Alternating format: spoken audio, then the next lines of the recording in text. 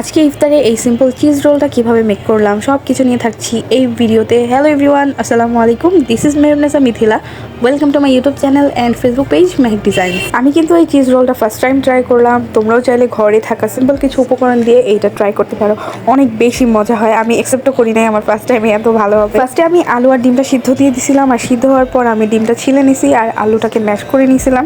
দেন হচ্ছে আমি শুকনো মরিচ আর পেঁয়াজ অল্প করে ভেজে নিয়েছিলাম। তারপর পরিমাণ মতো লবণ আর হচ্ছে মুরগির মশলাটা অ্যাড করেছি ভর্তার টেস্ট আরও ভালো আসার জন্য।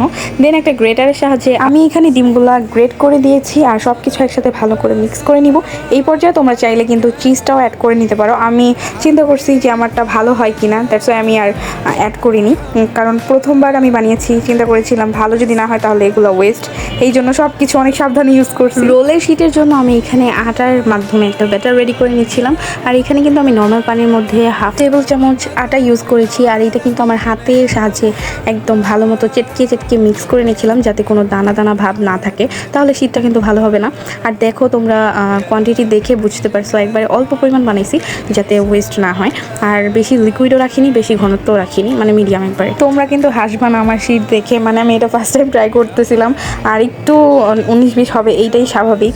আর আমি কিন্তু এখানে ব্যাটারটা প্যানের মধ্যে দেওয়ার পর প্যানটাকে ভালো মতো ঘুরিয়ে ব্যাটারটাকে একবার ছড়িয়ে নিচ্ছি যাতে একটা চাপটি সেই বাসে। আর দেখো উঠাইতে যায় কিন্তু অবস্থা খারাপ হয়ে যাচ্ছিল, ছিঁড়ে যাচ্ছিলো। আমি তো খুবই ভয় আসছিলাম যে শীতটা হবে কিনা, অনেক বেশি পাতলা হয়ে গেছে কিনা।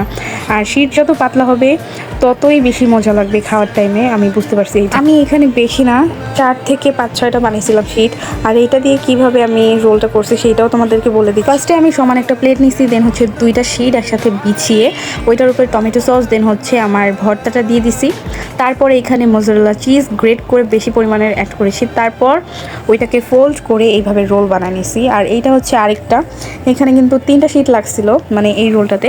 দেখো এই যে 2টা দিয়ে একবার ফোল্ড করছি, দেন হচ্ছে আরেকটা বাকি ছিল, তারপর ওইটা দিয়েও আমি ভালো মতো ফোল্ড করে নিচ্ছিলাম যাতে ভিতরের উপকরণগুলো বের হয়ে না যায় ভাজার টাইমে। আর এই তো এই 2টা কিন্তু অলমোস্ট রেডি হয়ে গেছে। আর এই 2টা এত বেশি মোটা ছিল সাইজে, আমরা কেটে দেন হচ্ছে খাইছি।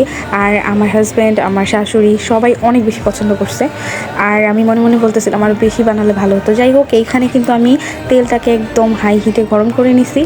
তারপর আমি আস্তে করে 2টা রোলই দিয়ে দিছি। তারপর হচ্ছে আমি ঢেকে রাখছিলাম 10 মিনিটের মতো। আর 10 মিনিট পর হচ্ছে এইটা একদম সুন্দর কালারে চলে আসছে। আমি কিন্তু উল্টে দিয়েছিলাম, 2 পাশই ভালো মতো কুক হয়েছে। তারপর আমি হচ্ছে একটা প্লেটে টিস্যু দিয়ে নামিয়ে নিছি 2টা রোলই। আর সাইড দিয়ে দেখো কত সুন্দর হয়েছে, মানে একটুও কাঁচা থাকেনি, যেহেতু আমি খুবই ভালো করে শীতটা রেডি করছিলাম আর হচ্ছে ভেজে নিচ্ছিলাম সব কিছু। আর দেখো কাটার পর চিজগুলো গলে পড়তেছিল। আর এটা খেতে এত বেশি ইয়াম্মি হয়েছে। তোমরা চাইলে বাসায় এরকমভাবে ট্রাই করতে পারো। আলুর বদলে তোমরা যে কোনো ভেজিটেবল দিয়েও ট্রাই করতে পারো, সেইটাও অনেক বেশি মজা হয়, কিন্তু সাথে চিজটা রাখো। যাই হোক, আজকে এই পর্যন্তই। তোমাদের কেমন লাগলো আমার ভিডিওটি অবশ্যই কমেন্টসে জানাবা। সবাই ভালো থাকবে, সুস্থ থাকবে। আল্লাহ হাফেজ।